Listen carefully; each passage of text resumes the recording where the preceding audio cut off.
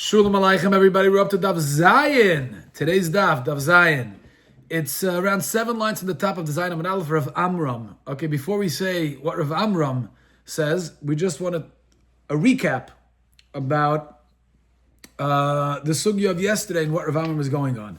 So yesterday we had a shita of Ben Beseira. Ben Beseira says that if a kohen puts his hand into the mincha and takes it out with his left hand instead of his right hand, I'm a lefty, left hand instead of his right hand, right, it's puzzle, no good. So Ben Beseira says, what should you do? Put it back in and then do it with your right, okay? So you can repair it. Put it back in and then do it with your right.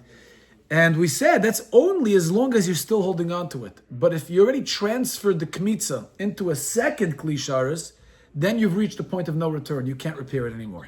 It depends how far you went. Okay, so that was the Gemara Ben Beseira. So the Gemara asked the question before Rav Amram. The Gemara's question was, so what if you didn't put it into the second kli sharis? How many stages are there? Just you have in the first kli sharis. That's where you do the mincha from, the kmitza, and then you put it into a second. And then from there it goes on mizbeach. There goes the mizbeach. Yeah. So. Well, there's many steps before that. Those. Halacha. Well, there's hagosha. There's all the other steps that preparations. Correct, but it doesn't go into another kli anymore. That's the final destination as far as a kli is concerned. And Gemara wanted to know, who cares if you didn't put it into a second kli yet? But if you put it back in the first, you also put it in a kli sharis. You also put it in a kli sharis. So that is mekadosh it. The doctor has some pictures for you. Very nice. You want to hear? מי זה, יונתן? יונתן, צריכים אותך פה. באמת צריכים אותך. צריכים אותך, יונתן. איזה תענוג היה אתמול בלילה שהיית פה. אוקיי. זה היה גם לי תענוג. Yeah. Okay, beautiful. Okay, so Rav Amram Amar, we're up to Daf Zayin Amud Aleph. Rav Amram says he wants to answer this question. That why is it any different than putting it into the first kli sharis? Still, you're putting in a kli sharis. You put it into a kli sharis that had a heap of silas. The first one had a heap, so you never actually put it into the ear space of the kli sharis. So if you didn't put it into the ear space of the kli sharis, the first kli sharis, because it had a heap of silas of flour, so it never touched the avir, the ear space of the kli sharis, so it doesn't become kaddish, and therefore you can still repair it. Gemara says, 1 second, it has a heap, a mikmat kametz. Didn't you say he did the kmitza from that keli? And the kmitza has to be done from within the ear space of the keli. So obviously there wasn't just a heap. If you did kmitza, that means that you went in. So there's a space, there's a dent inside the ear space. So aren't you putting it back inside? Says the Gemara, l'shechzir l'bisa tfufa. He put it back into the kli sharis, the first kli sharis, where it was completely full until the rim of the keli. It wasn't heaped over. Gemara says it's still not a teretz. V'kima the kametz late, but if he did kmitza again, avid leguma, right? He made a little dent inside. And when he puts it back, he's putting it into the ear space of the keli. And the Gemara says, no, you're right. Really, when he did the kmitza, he went into the ear space to scoop up the kmitza. So now there's a little bit of a dent. You did it with your left hand, you put it back. You put it back, he didn't put it back into that dent. He put it back on the side where it was still level with the rim, so that when he returned it never actually reached the inner ear space of the kli. And if it falls in right afterwards, if it like levels out, that's mamela, the naska b'shechzira kaf, because that's not what he's doing. It's like a monkey put it there, and there's no issue. Yeah. Okay, so the Gemara weiter. Amalei Rabbi Yirmiyah Rabbi Zera. Rabbi Yirmiyah said to Rabbi Zera, why do we have to go so complicated in the teretz? Right? We're saying you put it back on the side, it was level, it wasn't in the ear space. That's how we are trying to answer the question. I have a very simple answer. Why do we answer He put it back in the kli sharis, in the first kli sharis, but the first kli sharis was on the floor. Now, the halacha is that whenever you're dealing with kli sharis, a kohen has to hold it. So if the kohen put it down and then he returned the kmitza that he did with his left hand back into the kli sharis that's on the floor, on the ground, it doesn't register. doesn't become Kaddish. Gemara could have just answered simply. Just say, Shechziril Kli Amunach Al Gabe Karka.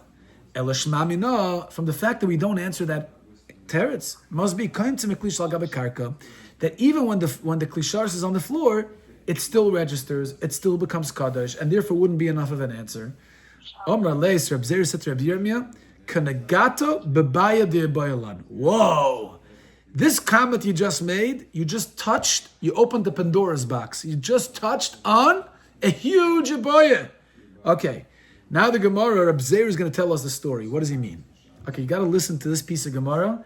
If you came for this Gemara right now, Yisrael Chaim, you're not going to believe it. You're going to be blown away by this. Listen to this. The Avimi, there was a fellow's name is Avimi, a big Amoira. Tani Menachos, he learned Masechta Menachos bei Rav Chizda, in the yeshiva of Rav Chizda. So the Gemara interrupts right away the statement. 1 second, slow down. History, right? Chronology. Avimi bei Rav Chizda Tani? Really? Avimi learned in the Beis Medrash of Rav Chizda? It can't be. Rav Chizda said, when I was younger, Kulfi Tove Balam Avima. I chapped patch. Avimi gave me patch. He was my Rebbe, and he hit me. He hit me, Allah Da'ashmaitza, because I couldn't remember his shiur. I couldn't remember what he said. What did he say that I couldn't remember? He said that when there are orphans who have to pay back a loan of their deceased father, so you have to sell some of the assets, some of the real estate that they inherited. So Bezdin has to announce 30 days straight that they're going to sell the real estate of the orphans, and this way more people will know and they'll be able to get a higher price. And if they don't do it consecutively every day, 30 days, then Sheni v'chamishi shitin yom, and they have to do it 60 days every Monday and Thursday. But the point is, Rav Chizda says, I used to forget this halacha a lot, and Avimi was my Rebbe, I learned in his yeshiva, and he would hit me. So how could we say that Avimi learned in the yeshiva of Rav Chizda? Rav Chizda used to say about Avimi that I couldn't remember his shiur, and I got clap. So listen to this. I don't know if anybody says it, but this is my gut because my Rebbeim hit me too. Yeah? Rab Shaul, you got hit by your Rebbe? Yeah, sometimes. Ah. Double milk said for praise. All right. Some people say my Rebbe didn't hit me enough. I would have turned out better. Okay, fine. Avimi mesechtes akres akerle. Avimi was the Rebbe, it's true, but he forgot a Masechta. He forgot Menachos. But also came Rav Chizda lat Kuri Gemara, and he wanted to come to Yeshiva Rav Chizda. Rav Chizda should teach it to him. Imagine this. Avimi hit Rav Chizda when Rav Chizda was younger because Rav Chizda couldn't remember. Reminds me of your story somewhere. Mamish. Years later, Avimi forgot his learning, and he was forced to come to Rav Chizda, and Rav Chizda was going to teach it to him. He's lucky Rav Chizda didn't hit him back. Why didn't Avimi the Rebbe call Rav Chizda to come to him? If he was talking to the Rebbe, send Rav Chizda to come to his house to teach it to him. Why do you have to go to his yeshiva?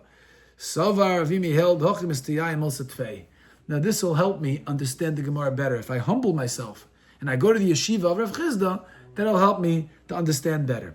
Okay, so far this was an introduction to the story that we're about to tell, okay? We just got interrupted with history, the chronology, the story of Avimi and Rav Chizda. Pagad Rav Nachman. So Rav Nachman met Avimi, right? At the time. This right now? Okay, this is going to be the punchline right here. Because we're talking about whether you need a kohen to hold the klisharas or you can even do it when it's on the karka. So this is going to help us. Rav Nachman met Avimi at the time that Avimi was learning in Rav Chizda's yeshiva, right? Avimi forgot it. So he came to Rav Chizda's yeshiva and he was learning Rav Chizda's yeshiva. Omar Lei, Rav Nachman said, Avimi, you're learning Menachos. I have a question. Keitzat koimtzin. How do you do kmitza? That was his question. Rav Nachman asked Avimi, you're learning Rav Chizda's yeshiva? You're learning a brisk? You should know the teretz. Yeah, how do you know? How do you do kmitza? Amar Lei, so Avimi answered, Mikli zeh. So there was a keli laying on the floor, and he says, see, you do kmitza from this keli. Amar Lei, so Rav Nachman said to Avimi, whoa, you're pointing to a keli that's on the floor. Are you allowed to do kmitza from a keli that's on the floor? Amar Lei, Avimi said, no, I didn't mean exactly that position of the keli on the floor. The Magbele Kohen, that a Kohen held it. I'm just saying that you have to do it from a kli. I wasn't taking into account that the kli was on the floor. Of course, the Kohen has to hold it. Okay. That's what Avimi told Rav Nachman. Then Rav Nachman persisted. He said, no, Ketzan the Kachin as a Kohemetz. how are you mekadesh the kaimitz? In other words, once you do the kmitza from the first klisharis, then you got to put it into a second klisharis, which that you bring to the mizbech. So how do you mekadesh the kaimitz? The kmitza only gets kedusha once you put it into the second klisharis. And the first klisharis doesn't have kedusha yet. So ketza mekadsh the kaimitz amalei noisna leklizeh. He pointed to a second keli. You put it into a second keli that was on the floor. So if Nachman said, the second keli could be on the floor, a kohen has to hold it. No, Amalei. If said you're right, the magbale kohen. Amalei. So if Nachman said, Im Kain, if so, comes out that every kmitza requires 3 kahanim. It's rachta shloisha kahanim. Why? You need a kohen to hold the first klisharis, a second kohen to do the kmitza, then you put it to a second klisharis, which a third kohen holds. So you have 1, 2, and 3. 3 kahanim for every kmitza. Really? You need 3 kahanim for every kmitza? 2 people who hold the 2 klisharis and the 1 who does kmitza. Amarlei, Avimi said, and what's the big deal to require 3 kahanim to do kmitza? Do you know that every morning and every afternoon when you do the carbon tamid, you need 13 kahanim? Who cares? Even if it needed 13 like a tamid, it's not shver. A lot of times, you need more than 1 kohen for an avodah. Okay, that was the end of that conversation. So what do you see from here? So you see from Rav Nachman and Avimi's conversation that you need a kohen to hold the klisharis. You can't just leave it on the floor. And that's why Gemara could have answered that it didn't register because the kli was on the floor. See, it's not such a simple answer, right? It's not so simple whether it can be on the floor or not. That's what the Gemara is trying to bring over here. Esavei, so Rav Nachman asked from the following Mishnah. Gemara is going to ask now, 1 second, maybe it could be on the floor. Kohen doesn't have to hold it. Why? It says in the Mishnah later, Yud Bey, Zeh Aklal, general rule by Menachos is, Kol HaKoimitz, every kmitza, everyone who does the koimitz, the kmitza, v'noisen bekli, and the person who does it, puts it in the klisharis, hamoilech, and the person who walks it on the mizbech, v'makter, and he puts it on the mizbech, he burns it on the mizbech. Lechol davar shedarke lechol, if he does one of these avodas on condition to eat davar shedarke lechol, whatever the Mishnah says over there, not relevant for our conversation. But v'ilu magbiya like tani. Mishnah seems to enumerate all the kahanim who are involved in the different avodas of kmitza. But the Mishnah doesn't mention anybody holding the klisharis. So why does the Mishnah mention that also? For the fact the Mishnah doesn't mention it must be you don't need anybody to hold it. Otherwise the Mishnah should have mentioned it in the order of the avodah of mincha. Gemara says no, it's not a raya from the Mishnah. You don't need a kohen to hold it. Why? Because Tana Seder Avodas Nakat. The Mishnah only is talking about the actual avodas. V'loi Seder Kahanim. It's not talking about Kahanim, how many Kahanim are involved in the avodah of the mincha. It only enumerates the avodas themselves. A kohen holding the kli is not considered an avodah. That's why the Mishnah doesn't mention it. So that's that. Okay, finished. Gemara says, along the same shaila, whether kmitza needs to be done from a kli that a kohen holds, or it's enough if it's on the ground. That's the sugya today. They asked the shaila from Rav Sheshes, Mahu likmoitz mikli shal gabe karka. Can a kohen do kmitza from a kli that's on the ground? Amar lei. So Rav Sheshes said, wait, you can leave I don't understand the shakaya. It's the klisharis, right? Everybody goes to klisharis. Yes, it's all klisharis, So they would be allowed to leave klisharis on the ritzvah? On the ritzvah, First of all, it's a good question. In other words, how can you leave it on the floor? It's klisharis, right? Yeah. So we saw in Zvachim that if somebody shechts on the ritzvah sazara, it's a good shchita. Because the ritzvah sazara has the kedusha of mizbeach. So it's not such a bezayin, just offhand, that you're not leaving it on any floor, on any dusty floor, on labreya. You're putting it onto the kedusha, the ritzvah sazara, which has kedushas mizbeach. So it could be that that's not an issue so much. It's just like a B'diavad kind of thing, like in Pesach, where they had so many korbanos, they had no choice. Right. But l'chatchila, right. Have to do it. L'chatchila, you do it on the mizbeach, for sure. But the point is, it has kedusha. If you b'diavad, somebody did it, you see it has kedusha. So it could be that it's not such a bezayin to have the kli on the ground. I mean, it's not ideal. We're not talking about an ideal situation, but that's the shaila. If he did it, is it good or not? Amalei, puk chazim ma'avdin lagav. Go take a look what they do inside the heichel. Okay, this is interesting. We know that the lechem apanim was switched out once a week on Shabbos, right? Every Shabbos, they exchanged the bread. So you had, how many kahanim removed the bread?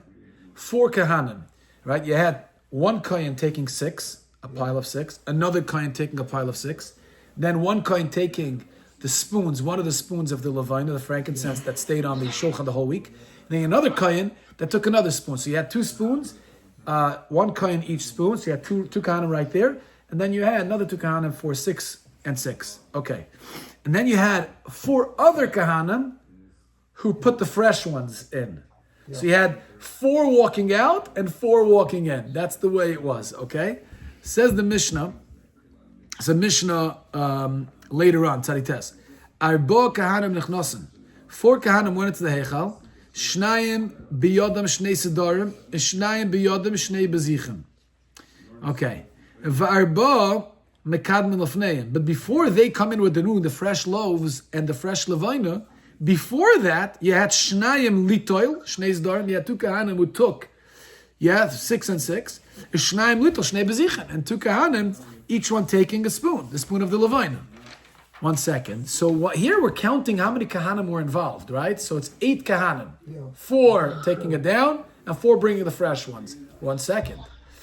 If when you do kmitza, you need a kohen to hold the kli sharis, so by the shulchan, when they take off the bread, you should need a kohen to lift up the shulchan. The shulchan is a kli sharis, right? And what are you doing? You're taking off the bread and you're putting on new ones. So if the halacha would be that any time you transfer, whether it's soilus from a mincha or it's bread from the lechem apanim, you need to lift the kli sharis, then the Mishnah later in Tzadites should mention by lechem apanim that kahanim were lifting up the shulchan. You needed to lift the kli sharis. You have to hold the kli sharis. Kli sharis is like a bowl. We are used to thinking of kli sharis as a bowl, but kli sharis is a general term for anything that served, that was a keli that served in the Mishkan or in the Beis HaMikdash.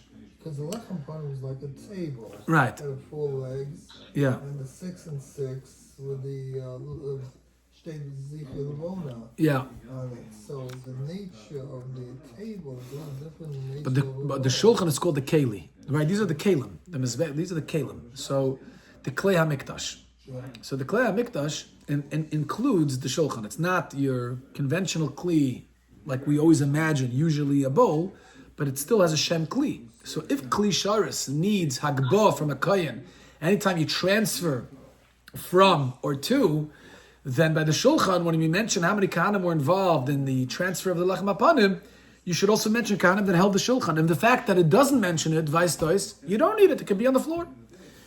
The Gemara says, Lav Amr Tosim, didn't you answer in the previous kasha from the Mishnah Yud Beis, Seder Avodas Nakat, that we're talking about Seder Avodas? We won't talk about the actual Avodas. Holding a shulchan, holding a kli sharis is not an Avodah. So Chanam, Seder Avodas Nakat, we're only talking about the Avodas, and that's why it's not a kasha. Why? Mishnah doesn't mention the kind that's holding the kli.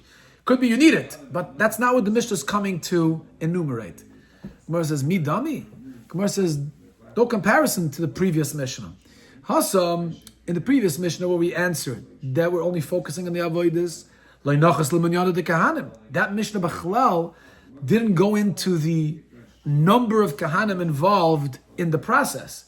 But Hacha, in our Mishnah, the Lechem Apanim that I'm asking you from right now, this Mishnah is Nachos l'minyan de kahanim. It's talking about how many kahanim were involved. Yeah. כל דבר היו מניחים, גם השולחן לא היה על הקרקע. השולחן של לחם הבנים, גם על הקרקע. נכון. מה הבעיה לשים? השולחן זה לא כלי שרת, זה כלי יותר קדוש, זה כלי שרת. נכון, צודק, אתה צודק. אין שום בעיה בכלי שורש שיהיה על גבי קרקע. כלי שורש can certainly be on קרקע, especially in the Heichal and the Azara. But it cannot be on קרקע when you're transferring from or to. At that moment, an avodah is being done. You're doing an avodah at that moment.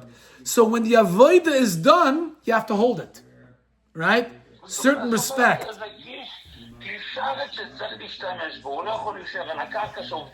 question is put it back in the one that's on the ground, not when the avodah is being done. That's also part of the avodah. They're bringing fresh ones. They're putting it onto the lechem I'm hapanim. talking about with the kind of it's when you're putting it back. If you accidentally put the wrong hand, that's what we're originally talking about. It's not doing the avodah. Who cares if it's on the ground? At that moment, you're saying also that moment, if it's on the ground, it doesn't register because, right, it's not an avodah. If it's not an avodah, So I'm still not clear why the Gemara didn't like that answer. because that answer, the Gemara says it could be on the ground. That answer held that even if it's on the ground, it's still an avodah. So if you put it back, it'll register already as putting it in a klisharis, and you wouldn't be able to So the repair same it. look like this is with these stuff also. Yeah. No, the Gemara brings the whole sugya to say that answer is not so simple. The Gemara is getting involved in the whole sugya because that answer we gave is not so simple. Because that answer held that even if it's on the ground, no problem, still an avodah. You don't have to hold it. The Gemara says not so simple. Yeah, over here it's a whole back and forth whether the kohen has to hold the b'shas the avodah. So the Gemara says, "Misa listen to Magbiel l'shmamina kohen klishal kavakar k'shmamina." Okay, so anyway, the point is that Gemara comes out that actually you could do kamitza from klishal gabakarka, which means that you do not need a kohen to hold it. So that answer is no good. Gemara could have really answered. Gemara couldn't answer that it was on the ground. The Gemara couldn't answer. Because taka, you could do kamitza from a keli that's on. Kohen does not have to hold it. So if you do kamitza from a kli that's on the ground, the kohen is not holding it, it's no problem, it's an avodah. And that's why the Gemara couldn't answer earlier that it was on the ground. It wouldn't help. Shema mina. Okay, you learn from this mission, from the fact the mission didn't include kahanim holding the shulchan, must be that it could be on the ground. Okay, Amar Rav, huh? Yeah. Okay, Amar Rav.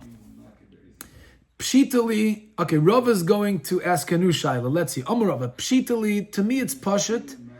Kaimetz mikli shal gabakarka, that you could do kmitza from a kli that's on the ground. Shekemetzinu besilik bezichen, because we see when you remove the levina, the frankincense from the shulchan, from the lechem hapanim, yeah, you don't have to pick up the shulchan. So meaning, you could transfer from the shulchan, from the klisharas, the shulchan, even though nobody's holding it. So you could do kmitza from a kli, even though no kohen is holding it. Fine, that I accept. Rava says, mekatchen mincha bekli shal gabakarka shekemetzinu besilik bezichen. Also, when you originally put the flour and the oil into the first bowl that you're going to do kamitza from, that's also allowed when it's on the ground, right? Because you besider bezichen also, when you put the levina down in the shulchan to begin with, you don't need a kohen to hold it. Now, boyu Rava. Okay, those two are pasha to me. Again, what is pasha to Rava? To Rava is pasha that when I take a bowl and I put my flour and my oil into the bowl, when I come to the Beis HaMikdash, it could be on the ground. Nobody has to hold it. But now, and even the kohen, when he does kmitza, could be on the ground. But now when the kohen is holding the kmitza, what does he do with it? Puts it into a second bowl. That's the shaila. Can that second bowl be on the ground or not? Boyu Rava, kiddush kohen mitzmai. When the kohen, avada, to initially put the soilus, the flour and the oil into the original bowl, no problem. It can be on the ground. Kohen doing kmitza can be on the ground.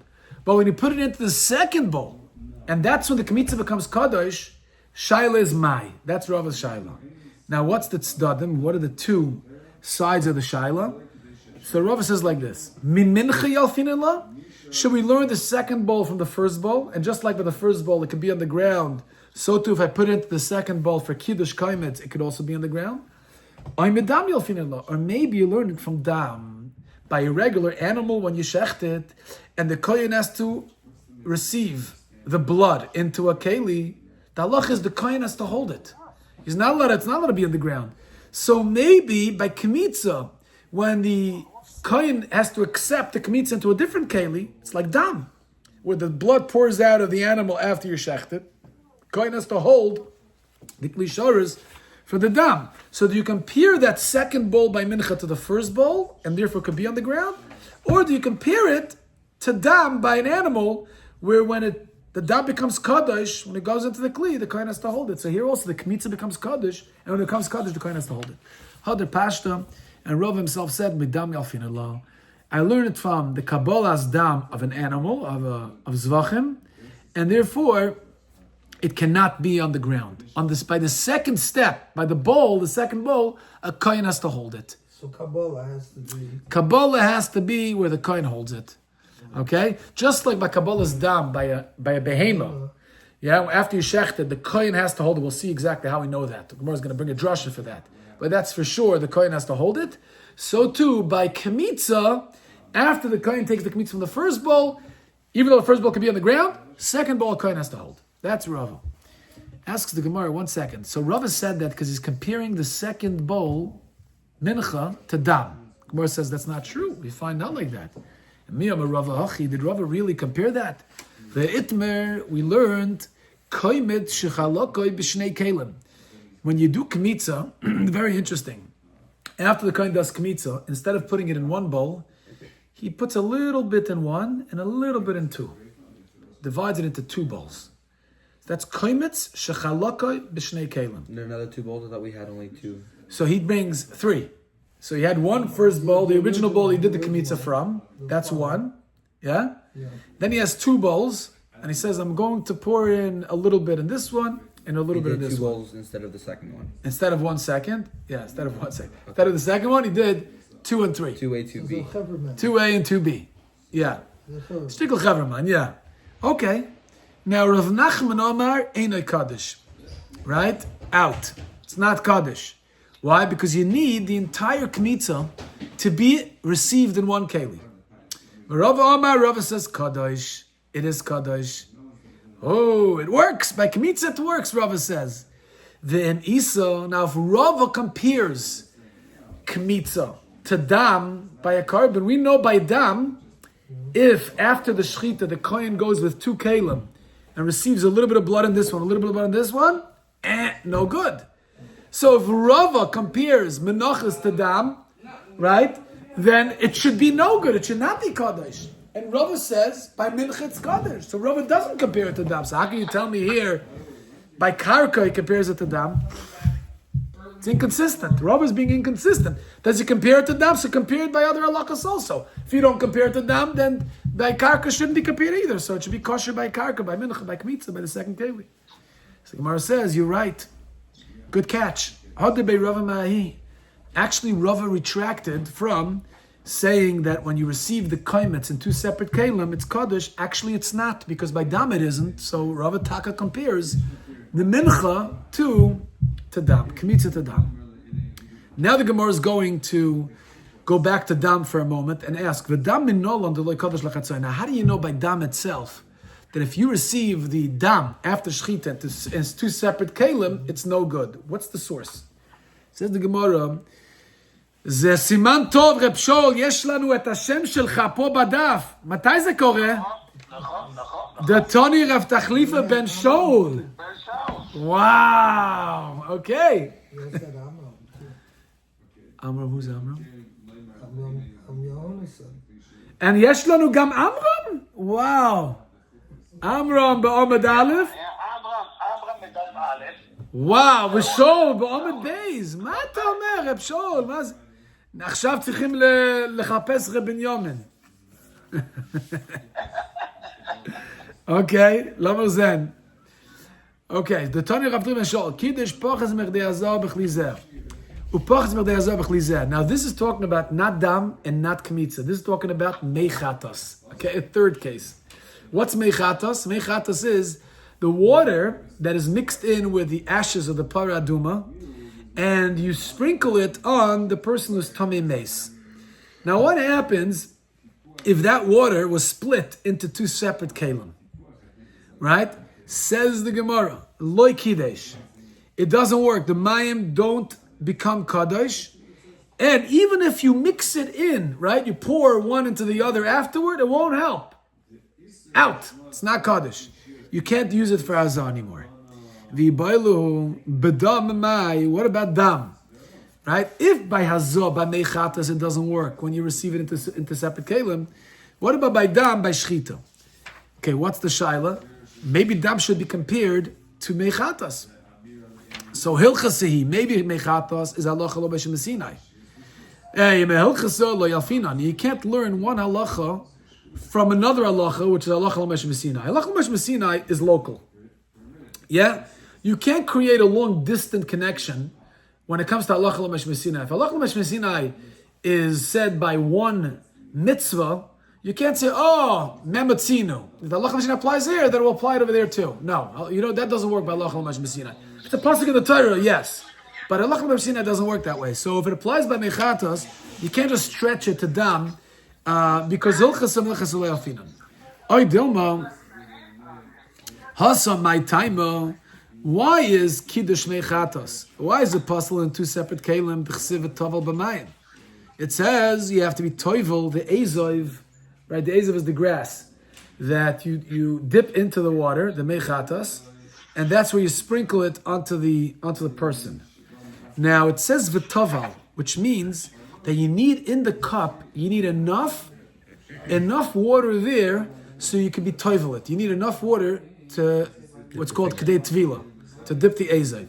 If you have less than kedei tvila, and you have a little bit in this cup and a little bit in that cup, then it's not a kiyum, it's not a fulfillment of a taval, and it won't work. So if that's the source, by mechatos, hachanami, so by dam, I could use the same drasha. Haksiv v'taval badam. It says also the word v'taval. So just like you darshan it by mechatos, you'll darshan it by dam as well, and by dam, it'll also be possible if you receive the blood in two separate cups. Ve'etmar, and we learned, Amr Reb Zika, Amr Reb Elazar, af badam loy kiddush. By dam, if you receive it in two separate cups, it doesn't work because of a taval, exactly this drasha. So that's how I know by dam, if you receive it in two separate cups, it doesn't work. And now Rava says that mincha is compared to dam. If you do the kmitza and then you split it up into two separate cups, just like dam doesn't work. Why?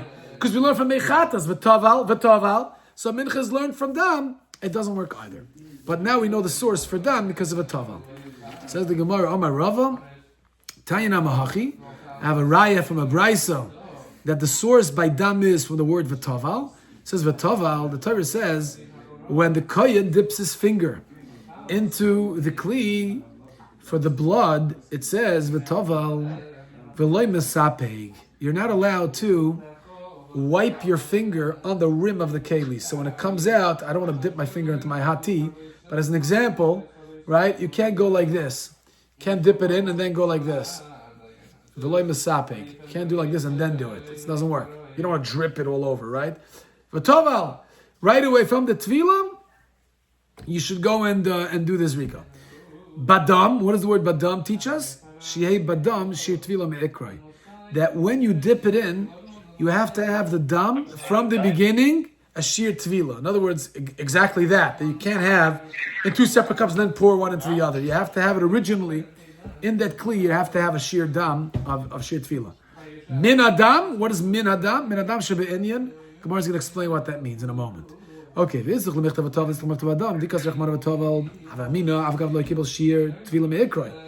both drashas. I need v'taval and I need badam.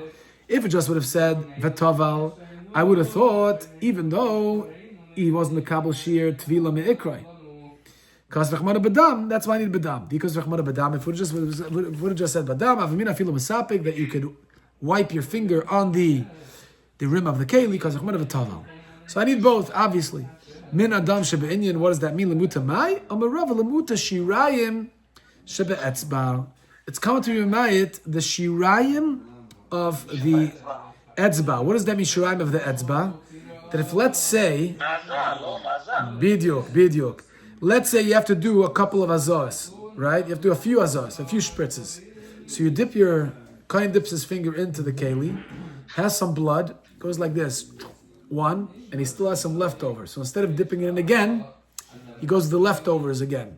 No good. You cannot use the leftover shirayim on the etzba to fulfill the zrika, the hazah. Each hazah needs its own dip. You have to dip it again. What does he do with the leftover dam from the zrika? Let's say if there's dam left over. Does he have to put it back in the keli? Or can he then dip again and there'll still be shirayim mixed together with a new dam? Yeah, Gemara is going to talk about it in a moment. Let's see. Yeah. Very good. Okay. Says the Gemara, that the shirayim of the etzba is pasul.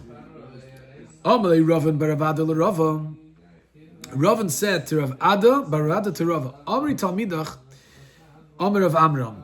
Your Talmud said over B'Shem Rav Amram, the following brisa, Tanya. Now, before we do this brisa, a quick introduction. We learned Perik Dam Chatas and Zvachim. Yeah, we just learned it a couple of weeks ago. And Dam Chatas talks about the whole Perik, talks about kibus, washing a kohen's clothes. If a kohen's clothes get stained with some of the dam of a chatas.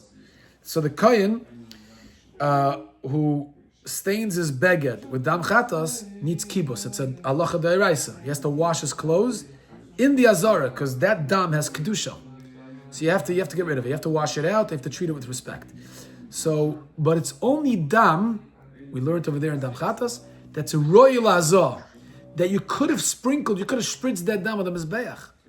But if after you spritzed it, some of the dam bounced back and stained the kohen's beged, then that beged does not need kibus. It's only if the stain happened from blood that was royal hazah, that you still did the hazah and you would have done the hazah with that blood. Okay. So with that introduction, let's... אין כיבוס, הכוונה אין כיבוס בעזר, אבל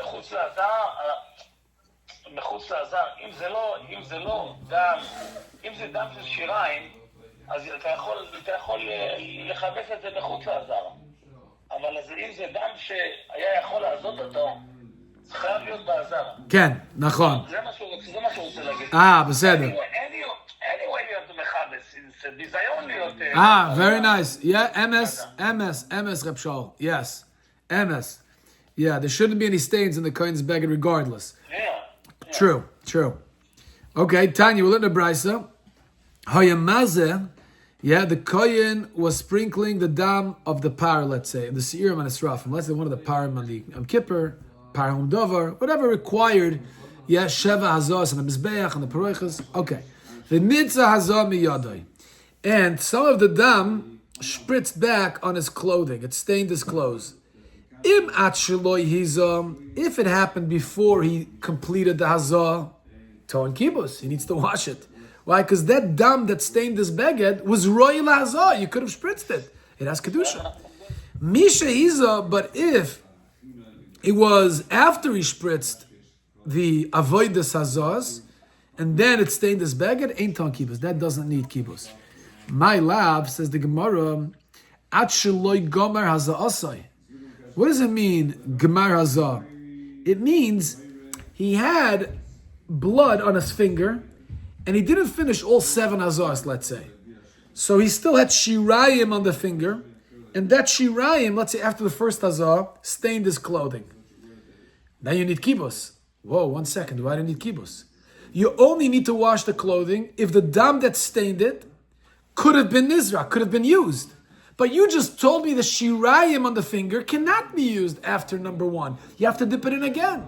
But here, from the fact that the brisa says it has to be washed, that sounds like it could have been used, because any dam that cannot be used doesn't require the beged to be washed. So the Gemara is connecting. 1 second. If you have to wash your clothing when the dam stained it, even though the dam was only on the finger, right? Because it's between 1 and 2. Now, l'chayra must be you could have used that dam, not like Rava. Again, the shaila is shirayim on the finger. Could you use it or not? Sounds like here that you could, because you need to wash your clothes if your clothes get stained from that blood. My lavatch legomer zasim shegomer azo asoi shmavanot the shirayim shebetzba ksherim. So you see shirayim shebetzba is kosher. Where's this loy? No, really, I'll tell you, it's not kosher.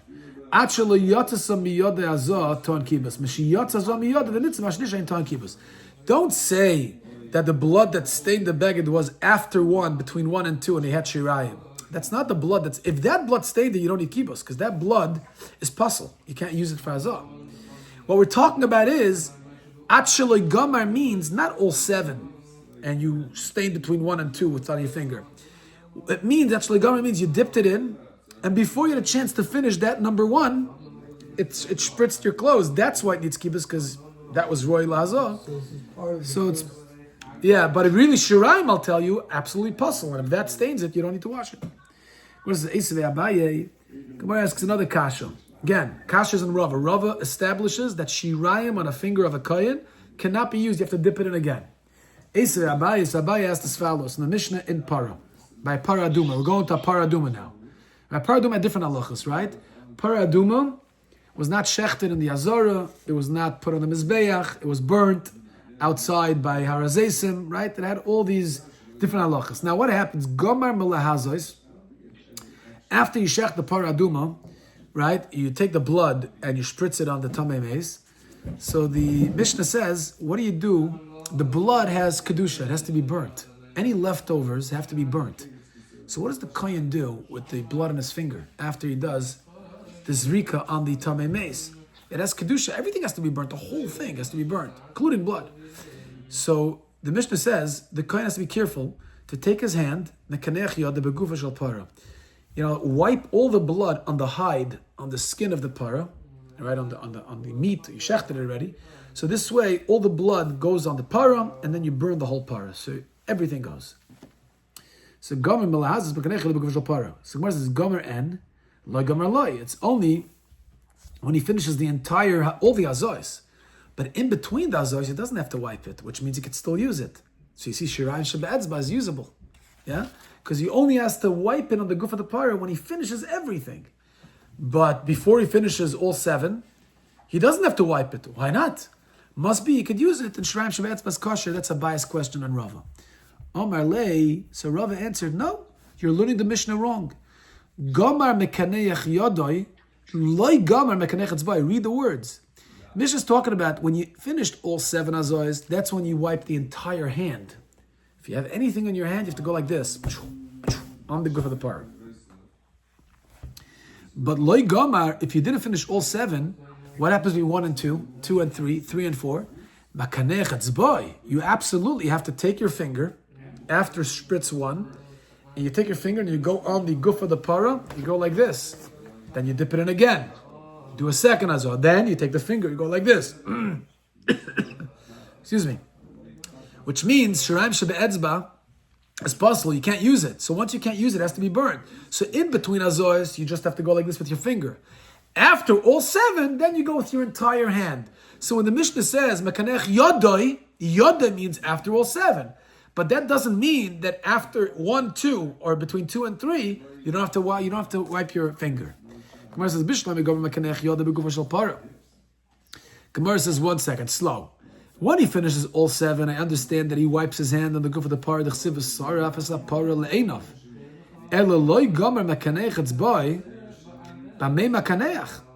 What does he do it? What does he do it with? What does he rub? What does he scrub his finger on? In between? In between, yeah. What's there to wipe it out? Why can't we just say the hide again? Because the hide was down on the mountain. The Mokem Hazah was up.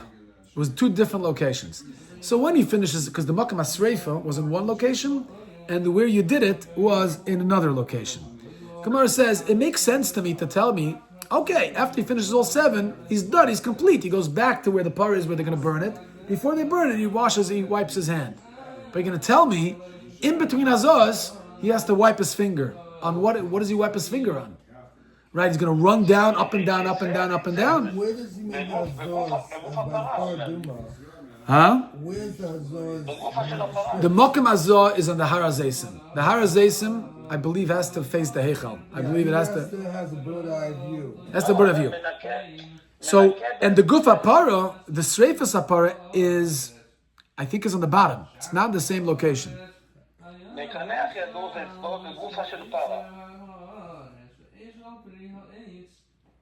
And Hazors was the same Mokum? Oh, here the Rashi explains. Yeah, Rashi says, Azaz dam paraduma bahara mishcha el nechich pnei olmayed. The Azaz was in a certain spot that was facing the oil mayed, the heichal, the opening of the heichal, right? Yeah. So that was there. That was the Mokem HaSreifa. But the Mokem Hazah was different. It was on top of the mountain? Yeah. Yeah, it was on top of the mountain, and that was the bottom, so it doesn't make sense to the Gemara. Amar Abaye answered, you're right. In between, it's a beautiful teretz, because Abaye is answering for Rava here. Because Rava gave that answer on Abaye's question, and Abaye is answering to defend Rava. It's amazing. I always love that. Amar Abaye, Bisfas Mizrak, You know where he wiped his finger? On the rim of the cup. Because Kain had a cup, dipped his finger into the cup. And this is the answer to your question, doctor, right? If he has to wipe his finger, because he can't use the shirayim, what does he wipe it on? You asked before. Here the Gemara is revealing. Gemara says, you wipe it on the rim of the glass, of the cup, that falls back into the dam, and then you dip it again. Right, because it mixes. Mix, I guess. Either it's bottle, I'm not sure exactly, but yeah. By the other products, right? Okay. So we're not distinguishing the two, right? By paraduma, yeah, exactly. By paraduma, exactly, yeah, it's the same. It's the same. Yeah, because we're going on that. We're asking from there of shirayim, so it's the same. Okay, we'll stop over here. Reb Shol, what a wonderful treat to have you on the phone. Yasher koyach for participating. How long are you going to be there for?